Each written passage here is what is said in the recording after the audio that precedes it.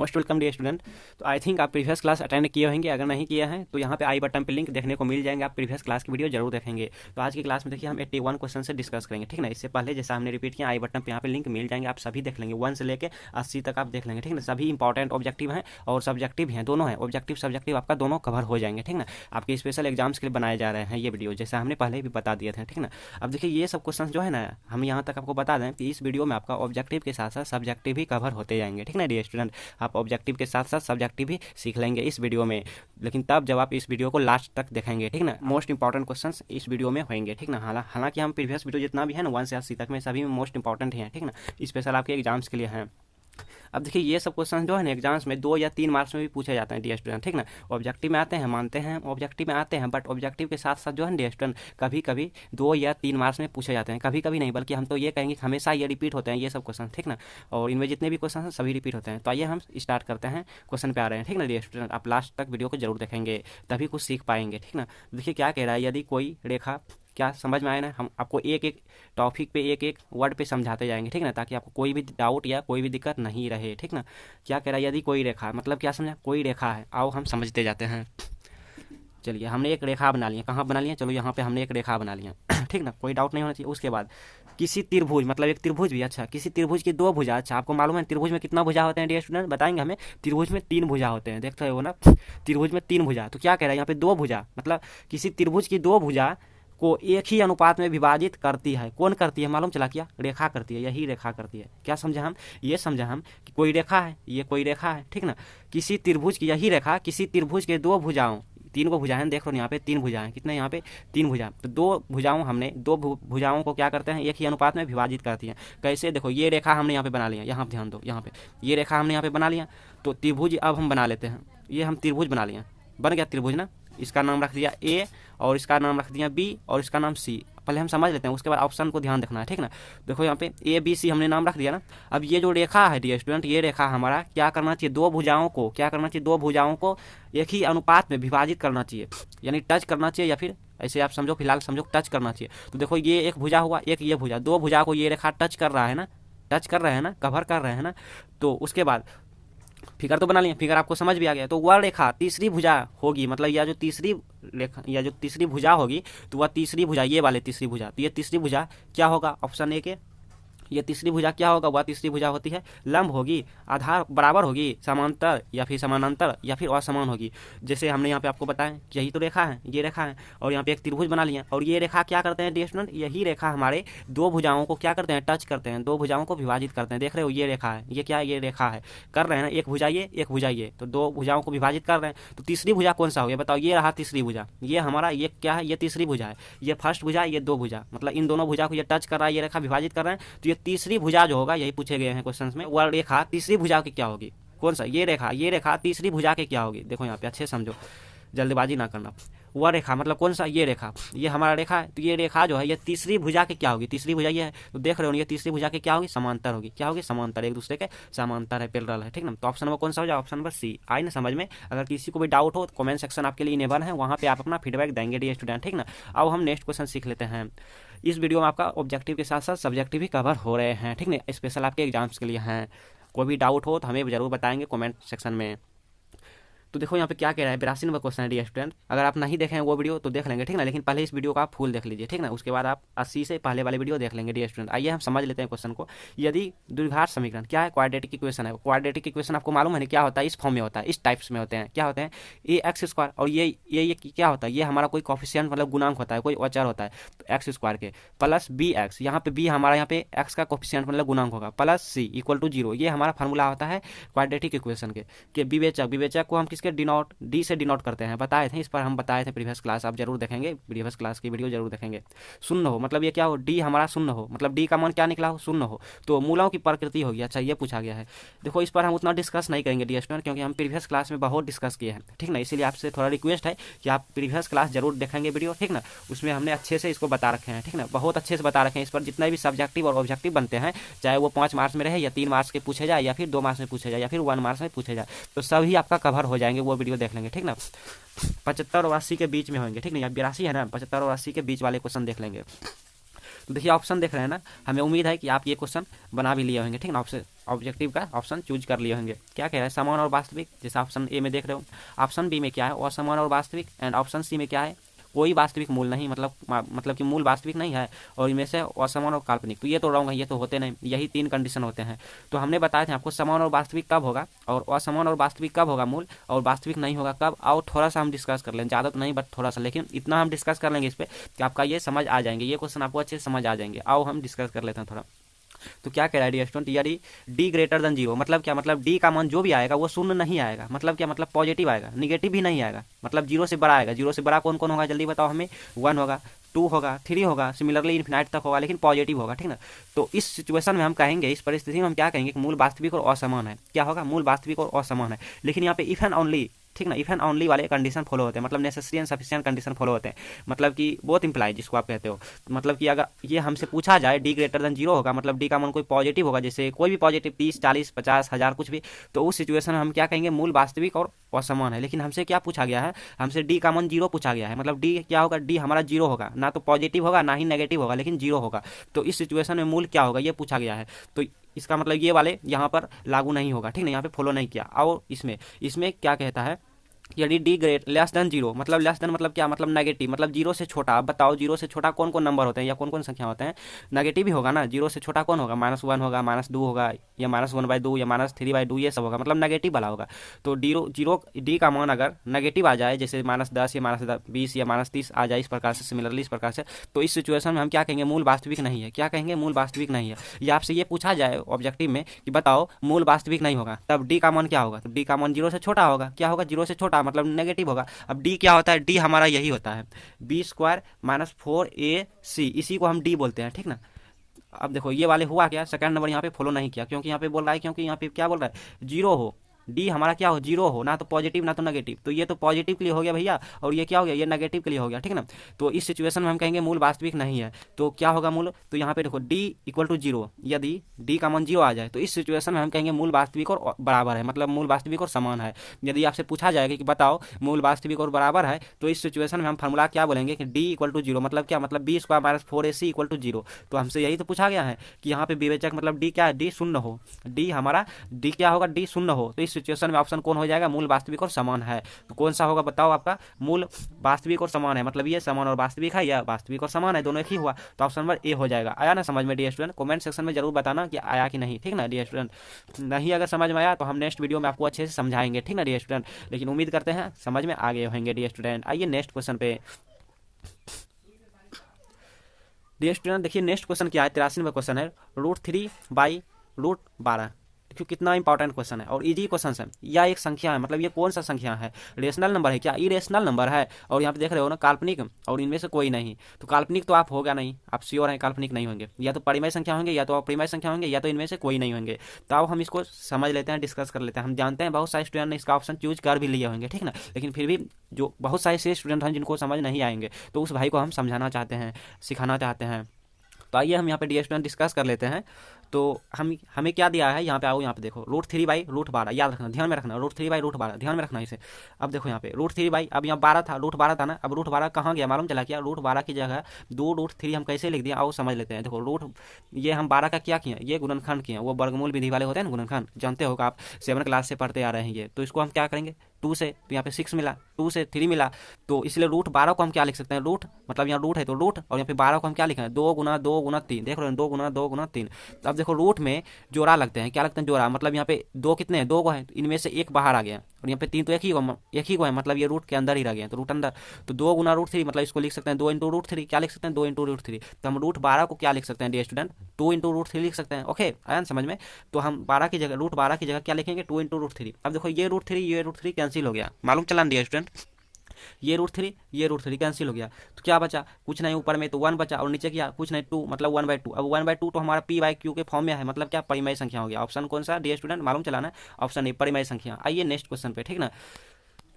और 84 number question में देखो, जैसे हमने बताए थे पहले ही, आपको बता दिए थे कि ये सब क्वेश्चन जो है ना 2 और 3 मार्क्स में भी पूछे जाते हैं, ठीक ना। लेकिन हमने क्या किया है, हमने जानबूझकर यहाँ पे ऑब्जेक्टिव में ला लिए हैं, ठीक ना। अब क्यों लाए, माफ़ी चाहेंगे आपसे, क्योंकि देखिए अगर हम सब्जेक्टिव पे बनाते हैं ना, सब्जेक्टिव आपको बताते हैं स्पेशल, तो आप वीडियो देखने नहीं आते, क्योंकि हम जानते हैं कि बहुत सारे स्टूडेंट को जो है सब्जेक्टिव में मन नहीं लगता, सब्जेक्टिव क्वेश्चन में मन नहीं लगता है उनको, ठीक ना। ऑब्जेक्टिव क्वेश्चन पे उनको ज़्यादा फोकस वो करते हैं, तो इसीलिए हम क्या किया, हम सब्जेक्टिव क्वेश्चन सिखाने के बहाने आपको ऑब्जेक्टिव क्वेश्चन लाए हैं, मतलब ऑब्जेक्टिव आपको बोल के लाए हैं, ठीक ना। जबकि ये ऑप्शन हम अपने मन से दिए हैं, लेकिन मानते हैं ये क्वेश्चन ऑब्जेक्टिव में आते हैं, ठीक ना।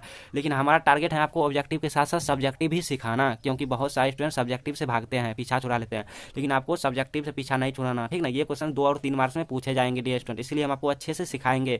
मानते हैं ये क्वेश्चन ऑब्जेक्टिव में भी पूछे जाते हैं, ठीक ना। आप चाहो तो question bank and model set में भी देखने को मिल जाएंगे आपको। तो आइए यहाँ पे हम सोल्यूशन में, पहले सोल्यूशन में जाने से पहले आप क्वेश्चन को समझ लीजिए, ठीक ना। क्वेश्चन समझ लेंगे तो आप खुद से सॉल्व कर लेंगे डियर स्टूडेंट, इतना हम आपसे उम्मीद कर रहे हैं। तो 84 नंबर क्या कह रहा है, यदि किसी वृत्त, मतलब क्या, मतलब कोई वृत्त है, वृत्त की त्रिज्या किसकी किसकी त्रिज्या मालूम चलाना, वृत्त की त्रिज्या, यदि कोई वृत्त है, वृत्त की त्रिज्या आधी कर दी जाए, अच्छा ये बात है, क्या बोल रहा है, आधी कर दी जाए, किसकी, वृत्त की त्रिज्या को आधी कर दी जाए डियर स्टूडेंट, तो पुराने और नए वृत्तों की परिधियों का अनुपात निकालना यह होगा, तो ये बात है ना। तो अब हम यहाँ पे थोड़ा समझ लेते हैं। अब देखो क्या बोल रहा है, कोई वृत्त है, यहाँ पे देख रहे हो वृत्त की त्रिज्या, मतलब क्या ऑटोमेटिक, और यहाँ पे देख रहे हो पुराने और नए वृत्त, मतलब क्या 2 वृत्त है, समझ में आ गया ना, पुराने और नए वृत्त मतलब 2 वृत्त है। तो पहला वृत्त हमने ये बना लिया जिसकी त्रिज्या क्या है, जिसकी त्रिज्या हमारा क्या है, आर है, ठीक ना। उसके बाद हम क्या करेंगे, आधी कर दिया जाए किसकी, त्रिज्या को, फिर एक नया वृत्त बना लिया और इसकी त्रिज्या हमने क्या किया, आधी कर दिया, मतलब त्रिज्या में 2 से भाग दे दिए, तो r/2, क्योंकि हम त्रिज्या r मान लिए थे, r/2 हो गया, इसकी त्रिज्या क्या हो गया, r/2, इसकी त्रिज्या क्या है, r। तो ये हमारा पुराने वृत्त हो गया, ये हमारा पुराने मतलब ओल्ड वृत्त हो गया, और ये हमारा नया वृत्त बन गया। तो यही कह रहा है कि पुराने और नए वृत्तों की परिधियों का अनुपात क्या होगा। क्वेश्चन समझ में आ गया ना।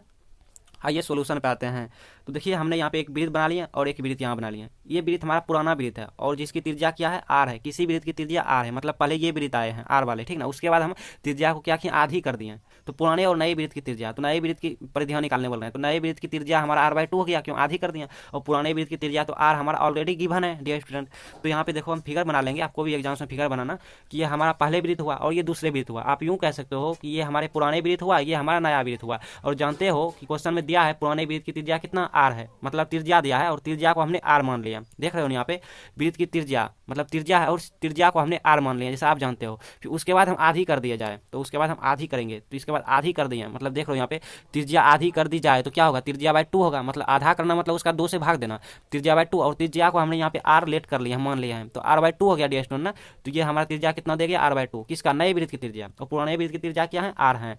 अब क्वेश्चन में क्या पूछे हैं, क्वेश्चन में कहा गया है कि पुराने और नए वृत्तों की परिधियों का अनुपात होगा, मतलब परिधि निकालना है पुराने और नए वृत्त की परिधि, तो पुराने और नए वृत्तों की परिधि निकालना है, तो पुराने वृत्त की परिधि बराबर नए वृत्त की परिधि। आप चाहे तो यहाँ पे ऐसे देख सकते हो कि पुराने वृत्त की परिधि और यहाँ पे रेशियो दे सकते हो, अनुपात दे सकते हो नई वृत्त की परिधि, तो हमने बराबर कर लिया, बात एक ही है, ठीक ना डियर स्टूडेंट, लास्ट में हमें रिजल्ट मालूम चल जाएंगे। तो यहाँ पे देखो पुराने वृत्त की परिधि, अब पुराने और नए आप रहने दो, ठीक ना। सीधा बताओ आप कि वृत्त की परिधि क्या होता है डियर स्टूडेंट, वृत्त की परिधि बताओ जल्दी, क्या होता है, 2πr होता है, क्या होता है डियर स्टूडेंट, वृत्त की परिधि बराबर 2πr। तो यहाँ पर 2π तो हमने लिख लिया, लेकिन पुराने वृत्त, यहाँ पे पुराने वृत्त की त्रिज्या क्या है, पुराने वृत्त की त्रिज्या यहाँ पे r है, इसलिए यहाँ पे r लिखें, अगर यहाँ पे r1 रहता तो r1 लिखते हैं, अगर यहाँ पे पुराने वृत्त की त्रिज्या r2 रहता तो यहाँ पे r2 दे देते हैं, क्योंकि हम पुराने वृत्त की बात कर रहे हैं। तो पुराने वृत्त की परिधि यहाँ पे पुराने वृत्त की परिधि में त्रिज्या क्या है, त्रिज्या हमारा यहाँ पे r है, त्रिज्या r है, तो यहाँ पे r लिख लिया। अब आते हैं बराबर, अब आते हैं नए वृत्त पे, नए वृत्त कहाँ डियर स्टूडेंट बताओ, ये रहा हमारा नए वृत्त। तो नए वृत्त की परिधि, तो परिधि बराबर क्या होता है, 2πr होता है, क्या होता है 2πr, क्या होता है डियर स्टूडेंट, 2πr होता है। तो लेकिन यहाँ पे r की जगह पे क्या है, यहाँ पे r की जगह पे हमारा यहाँ पे जो वृत्त है यहाँ पे r/2 थे इसका त्रिज्या, तो यहाँ पे r/2 पुट करेंगे, ठीक ना, क्योंकि हम नए वृत्त की बात कर रहे हैं, ना कि वृत्त की बात कर रहे हैं, हमने नए वृत्त यहाँ पे बात कर रहे हैं, इसलिए नए वृत्त की त्रिज्या यहाँ पे क्या है, r/2, और जानते हैं परिधि बराबर क्या होता है 2πr। तो r की जगह पे यहाँ पे क्या है, r की जगह पर यहाँ पर r/2 है डियर स्टूडेंट, देख रहे हो ना, r की जगह पर r/2 है, और यहाँ पे r की जगह तो r है, तो यहाँ पे r पुट कर दें, अगर यहाँ पे r1 रहता तो r1 पुट करते हैं, और यहाँ पे अगर r2 रहता तो यहाँ पे r2 पुट मतलब रख देते हैं, ठीक ना। अब देखो यहाँ पे 2π कैंसिल हो गया, ये 2π और 2π कट हो गया डियर स्टूडेंट, ये 2π और 2π कैंसिल हो गया, तो क्या बचा यहाँ पे r बचा, और यहाँ पे क्या बचा, कुछ नहीं, तो r/2 रह गया। तो हम क्या करेंगे, यहाँ पे मल्टीप्लाई कर देंगे, ठीक ना। तो ये r और इंटू 2 मतलब 2r हो गया, इक्वल टू यहाँ क्या बचा, कुछ नहीं, तो r, इसलिए r, अब देखो यहाँ पे r कैंसिल हो गया, जैसा कि आप देख रहे हो 2r इक्वल टू r लिख लें, ये r कैंसिल, तो मतलब यहाँ 2 बचा, यहाँ पे 2, और यहाँ पे कुछ नहीं तो मतलब 1, तो 2 बराबर 1, हमसे क्या पूछ रहा है, अनुपात पूछ रहा है। अगर यहाँ पे रेशियो देता है तो यहाँ पे रेशियो आ जाता, तो अनुपात क्या हो गया, 2:1 हो गया। तो ऑप्शन नंबर कौन सा हो गया, ऑप्शन नंबर यहाँ पे हमारा बी करेक्ट हो गया, बी राइट हो गया, 2:1। तो समझ में आया ना डियर स्टूडेंट, बताओ कमेंट में हमें जरूर बताना कि समझ में आया कि नहीं। अगर समझ में नहीं आया होगा तो हम नेक्स्ट वीडियो आपको फिर से अच्छे से एक्सप्लेन करके समझाएंगे डियर स्टूडेंट, लेकिन कमेंट में जरूर बताना। और एक अच्छा लगे तो एक लाइक जरूर दिया करें एंड अपने दोस्तों को भी शेयर करें, ठीक ना। आपके जितने भी फ्रेंड सर्कल होंगे तो उसमें आप जरूर शेयर किया करें, उन्हें भी बताएं कि ये सब क्वेश्चन एग्जाम्स के लिए इंपॉर्टेंट हैं, तो इसे जरूर देखिए। और ये क्वेश्चन 2 और 3 मार्क्स में भी पूछे जाते हैं। मतलब ये हम कहना चाहेंगे कि आपका ऑब्जेक्टिव के साथ साथ हम सब्जेक्टिव भी कवर कर रहे हैं। तो आइए नेक्स्ट क्वेश्चन में डियर स्टूडेंट, देखिए नेक्स्ट क्वेश्चन क्या कह रहा है, 85 नंबर क्वेश्चन है जैसा कि आप देख रहे हो। और मालूम चलाना कि कोई भी सोल्यूशन लेने के लिए हमें क्या करना होता है, क्वेश्चन को समझना होता है। तो आइए हम क्वेश्चन को समझ लेते हैं। 2 मार्क्स में ये क्वेश्चन पूछे जाते हैं। क्या कहता है, उस वृत्त का क्षेत्रफल, मतलब क्या, मतलब कोई वृत्त है, क्या निकालना है, का क्षेत्रफल, मतलब कोई वृत्त का क्षेत्रफल निकालना है, मतलब याद करें, मतलब निकालना है डियर स्टूडेंट। जिसकी परिधि, अच्छा परिधि को हम क्या कहते हैं, सरकमफेरेंस कहते हैं। क्या कहते हैं, सरकमफेरेंस। डिनोट किससे करते हैं, सी से हम सूचित करते हैं, सी से हम दर्शाते हैं। क्या है, 44 सेंटीमीटर, मतलब क्या, मतलब 44 सेंटीमीटर दिया है। क्या दिया है, परिधि दिया है, मतलब सी बराबर, मतलब 2πr, सी का फॉर्मूला क्या होता है, 2πr। 2πr बराबर क्या है, 44 सेंटीमीटर। तो निकालना क्या है डियर स्टूडेंट, वृत्त का क्षेत्रफल निकालना है। अब बताओ डियर स्टूडेंट, तो यहाँ देखो हम एक ट्रिक बता रहे हैं आपको सिखाने के लिए, जो दिया रहे उसी से काम चलाएंगे। मतलब क्या, मतलब जो आपके पास मतलब मिला है उसी से आप काम चलाओ ना, ठीक ना, उसी से आप काम चलाओ। तो हमें यहाँ पे 2πr दिया है, मतलब क्या, मतलब सी बराबर परिधि बराबर दिया है, क्या है दिया, 44 सेंटीमीटर। तो हम इसी से काम चलाएंगे और वृत्त का क्षेत्रफल निकालेंगे। क्यों, क्योंकि देखो वृत्त के क्षेत्रफल के लिए क्या चाहिए, हमें मालूम चला वृत्त के क्षेत्रफल क्या होता है, πr² होता है। तो पाई तो हम जानते हैं 22/7, लेकिन आर कहाँ से लाएंगे हम, आर तो हमें मालूम नहीं है, तो इससे आर निकाल लेंगे ना। आओ यहाँ पे सीख लेते हैं। तो देखो हम यहाँ पे कोई वृत्त बना लिया, जैसा कि यहाँ पे कह रहा है वृत्त का क्षेत्रफल, मतलब एक वृत्त बना लिया और सी बराबर 44 सेंटीमीटर। सी क्या है, सी हमारा 2πr है, मतलब सरकमफेरेंस, मतलब परिधि। 2πr हमारा दिया है, कितना दिया है, 44 सेंटीमीटर दिया है। अब इसी से काम चला लेंगे, क्योंकि ये हमारा दिया है ना, इसी से काम चला लेंगे। अगर यहाँ पे वृत्त का क्षेत्रफल दिया रहता और परिधि बोलता तो वृत्त का क्षेत्रफल से काम चलाते हैं। तो यहाँ पर 2πr से हम काम चला लेंगे यहाँ से। मतलब हमारा कहने का मतलब ये हुआ डियर स्टूडेंट कि हम यहाँ से आर का मान निकाल लेंगे ना, यहाँ से आर का मान निकाल लेंगे, इसमें पुट कर देंगे। बहुत ईजी है डियर स्टूडेंट। तो देखो यहाँ पे 2, ये 2 है तो 2 हमने लिख दिया। अब पाई का मान क्या होता है, पाई का मान 22/7 होता है। क्या होता है डियर स्टूडेंट, 22/7 होता है।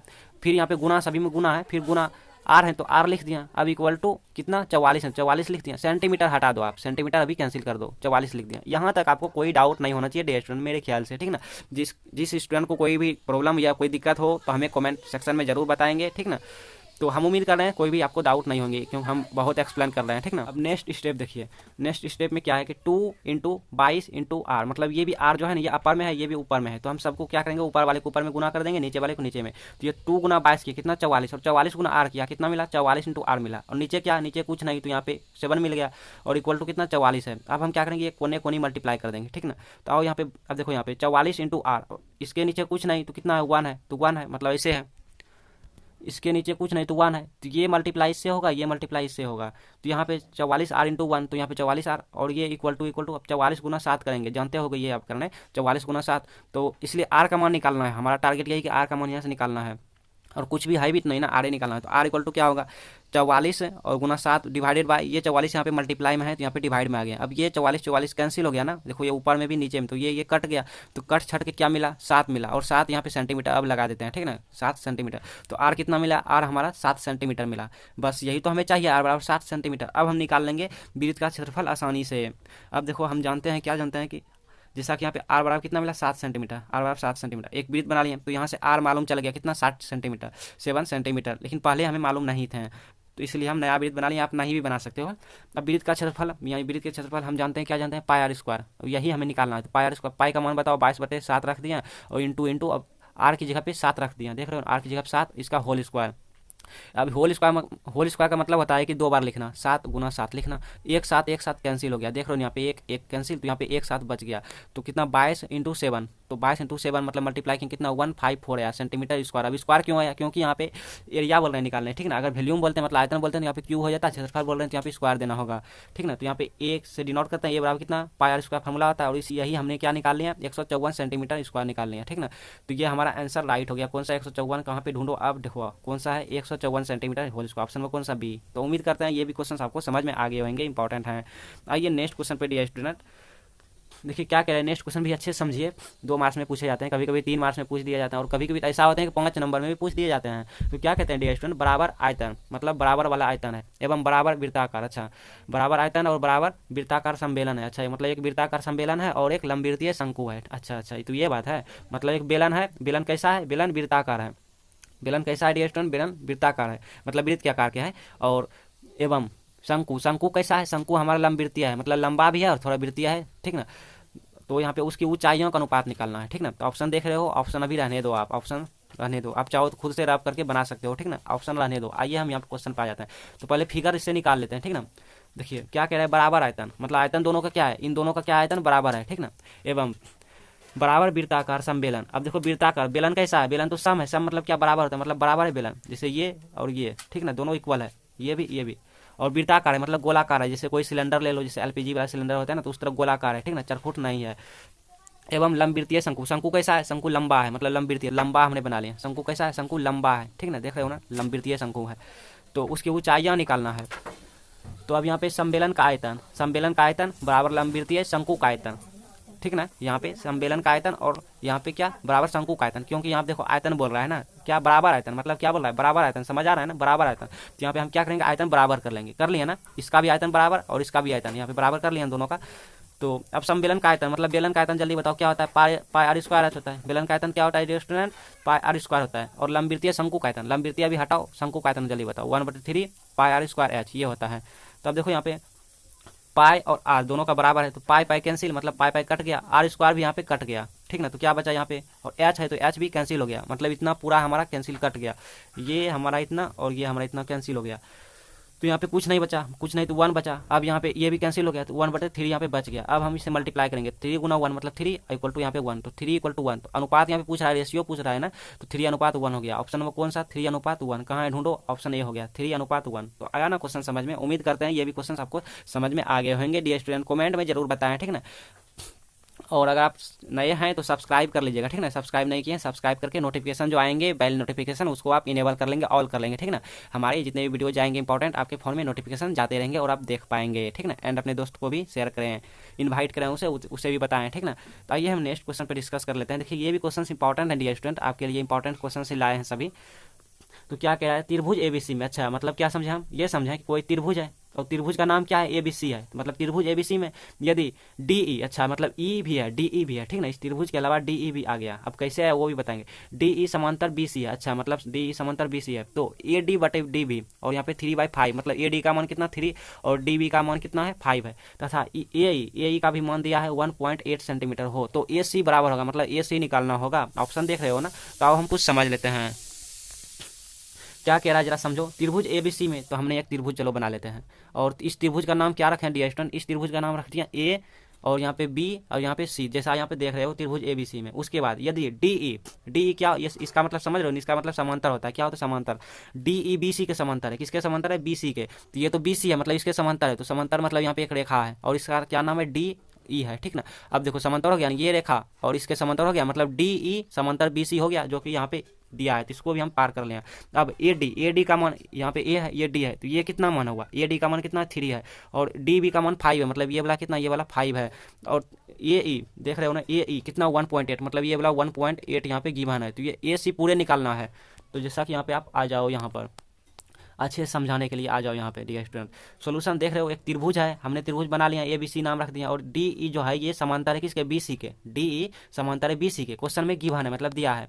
और ए डी कितना है 3 है, ए डी 3 देख रहे हो यहाँ पे, ए डी का मान 3 है, ऊपर वाले ऊपर का मान और नीचे वाले नीचे का मान होता है। डी बी कितना है, डी बी 5 है, मतलब ये कितना है, डी बी 5 है, डी बी कितना है 5 है। और यहाँ पे ए आई कितना 1.8 सेंटीमीटर, मतलब ये वाला कितना 1.8 सेंटीमीटर, इतना ही 8 है, पूरे नहीं है। और ई सी यहाँ पे देख रहे हो, ई सी ये नहीं है, मतलब ये हमें निकालना होगा, तभी तो ये पूरे ए सी निकालेंगे ना। यहाँ पे क्या कह रहा है, ए सी बराबर, मतलब ए सी निकालना बोल रहे हैं, किस ऑप्शन के बराबर है ए सी ये पूछ रहे हैं। तो ए सी निकालने के लिए हमें क्या चाहिए, ए ई प्लस ई सी चाहिए, तभी तो देख रहे हो ना फिगर में, देखो ए ई चाहिए, ये वाला चाहिए, फिर यहाँ पे प्लस और यहाँ पर ये चाहिए, ई सी प्लस ई सी चाहिए, तभी तो ये बराबर हो जाएगा किसके, ए सी के बराबर।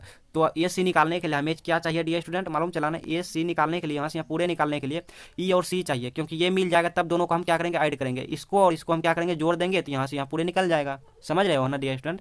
और यहाँ पे फॉर्मूले इसके लिए हम जानते हैं, क्या जानते हैं, ए डी बटे डी बी बराबर ए ई बटे ई सी। अब देखो ये फॉर्मूले हम आपको सिखा देते हैं, याद रखने का ट्रिक। देखो ए डी मतलब ई बटे फिर ई हो जाएगा, मतलब ए डी बटे डी बी, ए डी बटे डी बी हो गया, मतलब इस साइड का भुजा वाले यहाँ पर डिवाइडेड हो जाएगा, इस साइड का इस साइड में हो जाएगा, तो ए डी बटे डी बी हो गया ना। अब इक्वल, अब इस साइड में जाओ, ए ई डिवाइडेड बाई कितना, ई सी हो गया ना। इस तरह हम याद रखेंगे, ठीक ना, इस तरह हम डियर स्टूडेंट याद रखेंगे। जैसे कोई त्रिभुज है, चलो ए बी सी और ये हमारा डी ई हो गया, तो ये बटे ये हो गया अनकम्प्लीट, और ये बटे ये होगा, मतलब ये वाला कंप्लीट हो गया।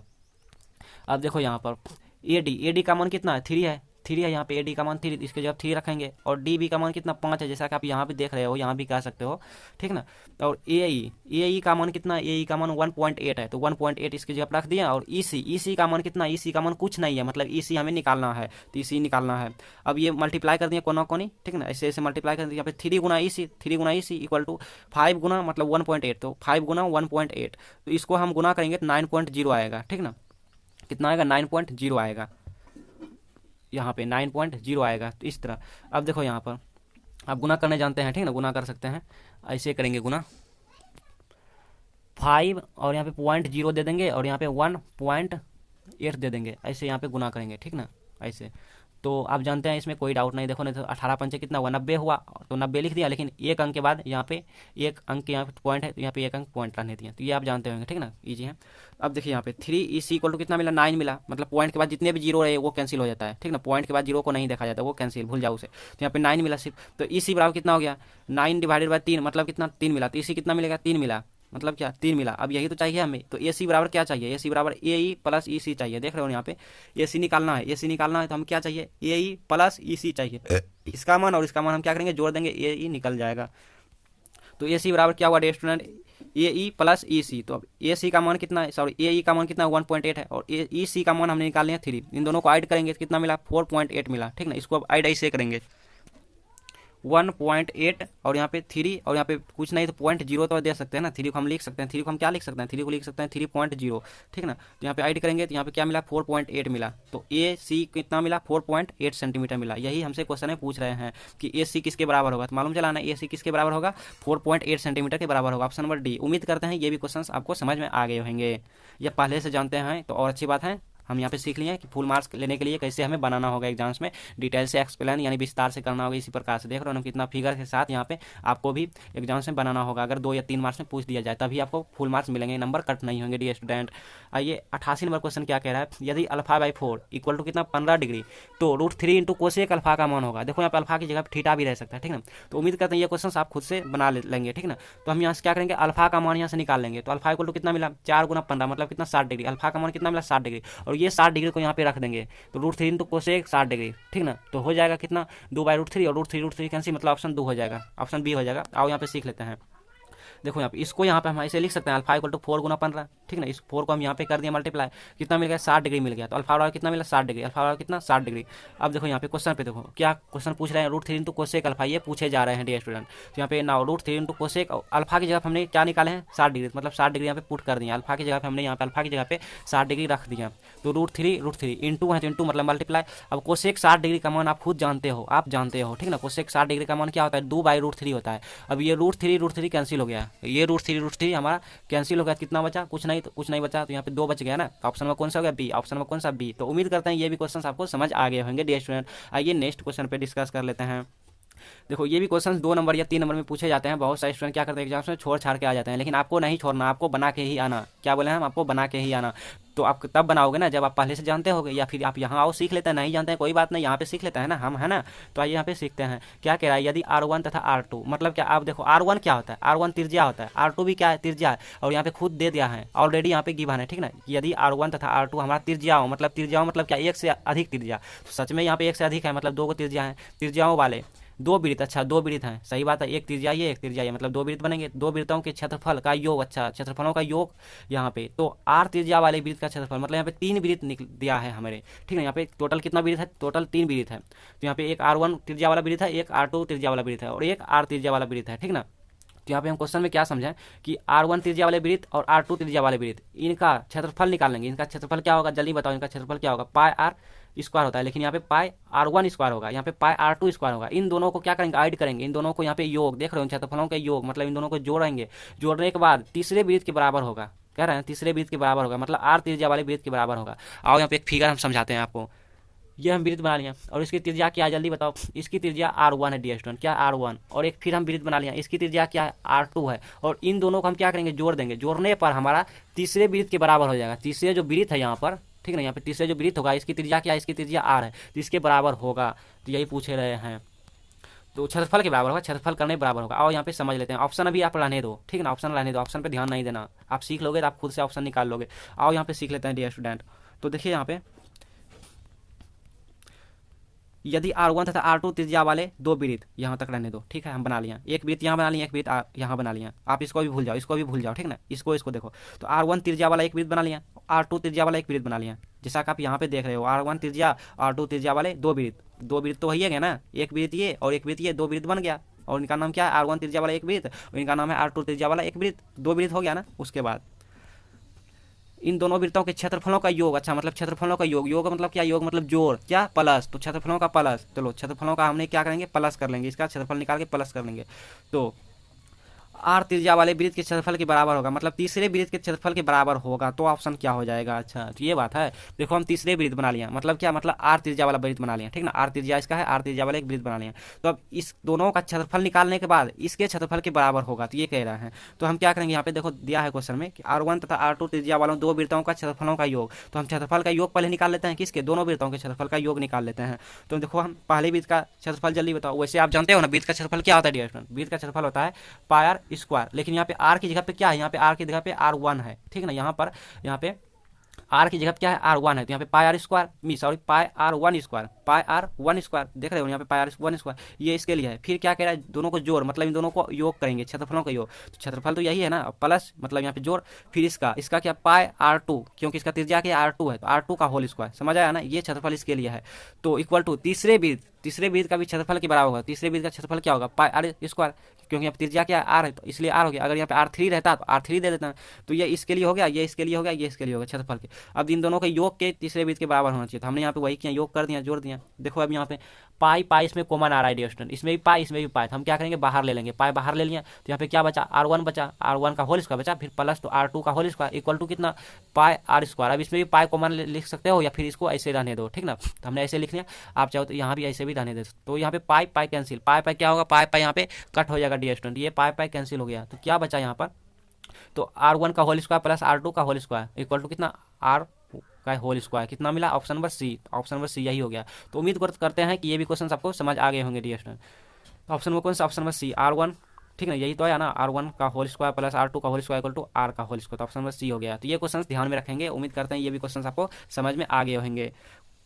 अब देखिए 90 नंबर क्वेश्चन है डियर स्टूडेंट। अब देखिए 90 नंबर क्वेश्चन है डियर स्टूडेंट, क्या कह रहा है, tan 30 डिग्री का मान होता है। अब जल्दी बताओ हमें tan 30 डिग्री का मान क्या होता है, लो जल्दी से कमेंट सेक्शन में जल्दी बताओ, कमेंट 30 डिग्री का मान क्या होता है, सॉरी यहाँ पे tan 30 डिग्री का मान क्या होता है, √3 होता है क्या, ऑप्शन बी में 1/√2 होता है, एंड ऑप्शन सी में 1/√3 होता है, एंड ऑप्शन डी में 1/2 होता है। तो ये क्वेश्चन हम नहीं बताएंगे, उम्मीद करते हैं ये क्वेश्चन आप पहले से जानते होंगे, ठीक है ना। बहुत ईजी क्वेश्चन ऑब्जेक्टिव में रिपीट होते हैं, इसलिए इग्नोर नहीं करना, जल्दी से कमेंट सेक्शन में बताओ, एंड अपने दोस्तों को भी इन्वाइट करें, यानी शेयर करें। एंड अगर आपको ये वीडियो अच्छे लगे हैं तो जरूर एक लाइक दिया करें, एंड अगर आप नए हैं तो सब्सक्राइब करके बेल नोटिफिकेशन इनेबल कर लेंगे डियर स्टूडेंट। मिलते हैं नेक्स्ट क्लास में। एंड प्रीवियस क्लास की वीडियो नहीं देखे हैं तो हम फिर से रिपीट कर रहे हैं कि आई बटन पे या डिस्क्रिप्शन बॉक्स में लिंक देखने को मिल जाएंगे, सो आप वहाँ से जरूर देखा करें, ठीक ना। हमने 90 क्वेश्चन कवर कर लिया है, ठीक ना, 90 क्वेश्चन, कितना, 1 से 90 क्वेश्चन, और ये सभी एग्जाम्स के लिए, स्पेशल आपके एग्जाम्स के लिए हैं, आएंगे ही आएंगे।